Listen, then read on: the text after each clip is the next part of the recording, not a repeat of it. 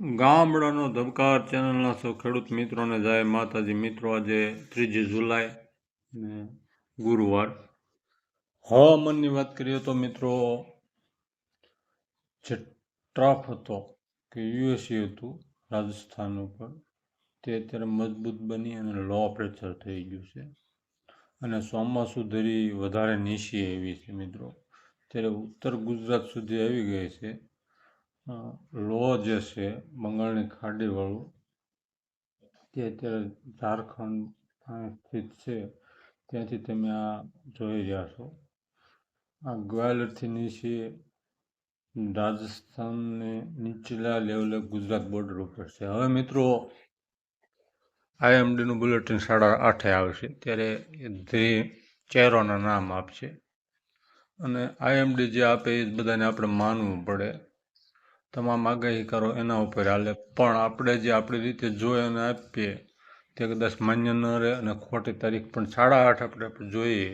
8:30 પછી વિડીયો આપી એટલે એમાં કંઈક અલગ હશે. અત્યારે બતાવતું હોય કંઈક અલગ હશે એટલે અંડર મિસ્ટેક થાય.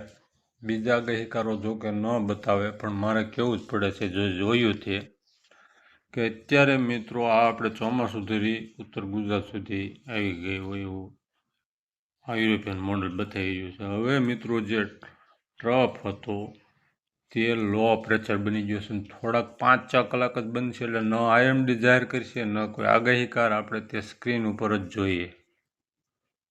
આ મિત્રો લો છે તમે કોડ રાજસ્થાન રહ્યું જે ગુજરાત બોર્ડર આવ્યું ત્યાં તમે જુઓ લો છે. આ લો પ્રેશર 4-5 કલાક જ રહેશે પણ તેને કોઈ જાહેર કરવાનું નથી, ન કોઈ આગાહીકાર કે ન IMD. આ તમે જોઈ લો. આપણે ચોમાસું ધરી જોઈ તે 925 SPMમાં પણ જોયું, અહીંયા પણ જોયું. હવે આપણે સેટેલાઇટ વાદળો જોઈએ મિત્રો અત્યારે સવારના 8 વાગ્યાના. તમામ ફોરકાસ્ટો મિત્રો અનુમાન એટલે ફોરકાસ્ટ ઇંગ્લિશ નામ છે. તમામ ફોરકાસ્ટો હોય છે પણ તે તો એક અનુમાન હોય છે, પણ જે આપણે અત્યારે જે સેટેલાઇટ વાદળા જોઈએ તે ઓરિજિનલ વાદળા હોય છે અને જે લાઇટિંગ છે તે પણ ઓરિજિનલ હોય છે. આ તમે ઓરિજિનલ વાદળો જુઓ. આપણે જ્યાં જોયું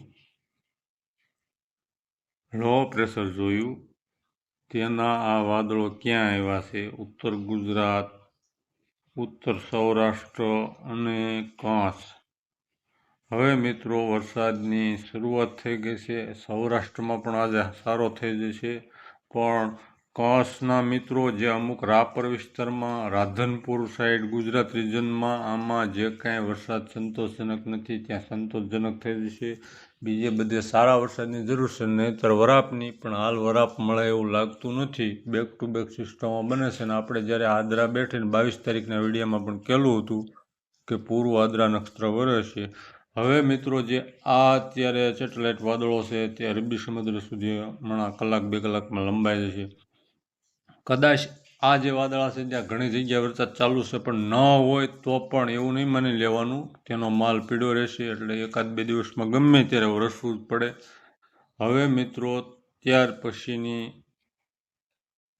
આવતીકાલ સુધીમાં તમે જુઓ તો સૌરાષ્ટ્ર રિજન પૂરું, કચ્છ રિજન પૂરું, ઉત્તર પૂર્વ મધ્ય દક્ષિણ ગુજરાતમાં પણ સારો એવો વરસાદ થશે. હળવો મધ્યમ ભારે અને અમુક એકલ દોકલ વિસ્તારમાં અતિ ભારે વરસાદ પણ પડી શકે. BSF મોડલ કાલે અપડેટ થયું તે ઉત્તર પૂર્વ ગુજરાત અને દક્ષિણ ગુજરાતમાં 8 ઇંચ ઉપરનો વરસાદ 24 કલાકની અંદર બતાવતો હતો. તે પણ પડવો જોઈએ. હાલ એવી સ્થિતિ થઈ ચૂકી છે. ચેનલની માહિતી સારી લાગે તો ચેનલને સબસ્ક્રાઈબ કરજો, વિડીયોને લાઇક કરજો અને શેર કરજો. જય માતાજી.